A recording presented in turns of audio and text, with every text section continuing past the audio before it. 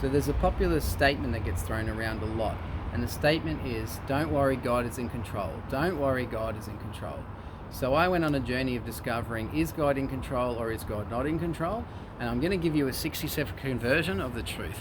The answer to is God in control of my life, is God in control of the world, is he in control of what happens to us in our life? I'm going to answer that in a very simplistic way. So I'm going to put hundreds of hours of research and thinking and prayer and everything all into just 60 seconds. Okay, so you ready for that? So basically, God is in control in some ways and also not in others. So in other words, to say that he's not in control, to say that he's out of control, he's not in control, would be almost a blasphemy to say that he's not in control. But to say that he's in control of every situation would presume that humans, fallen angels, demons don't have a free will of their own to rebel.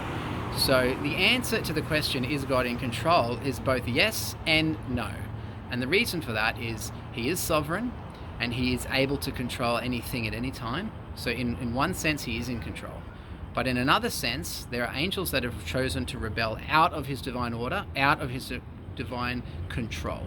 And Satan is one of those angels. There are demons, and there are many, many, many people who have chosen to rebel out of God's authority, out of their parental authority, and go into rebellion against God. The Bible says that humanity is in open rebellion against God. The word that's used is the world is at enmity with God, which means in open rebellion.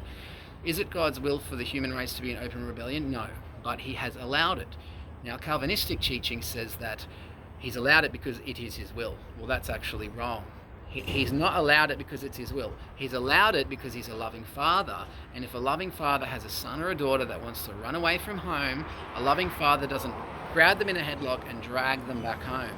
You let them go. If you've ever had a pet cat and it doesn't want to come and have a pat, you just have to let it go, and you just have to wait for it to come back and like you a week later.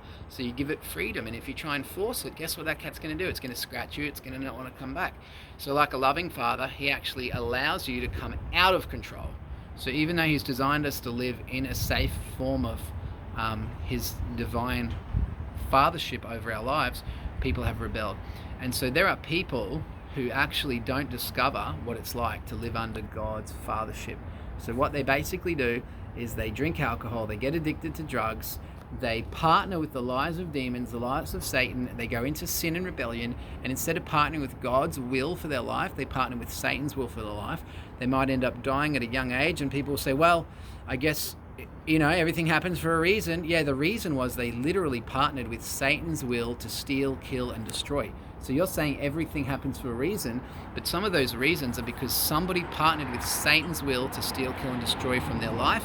You look at a drug addict on the street doing drugs, injecting in their arm. Is that God's will? Absolutely not. Sin is never God's will, but he will allow rebellion against him because he will not force his love on anyone.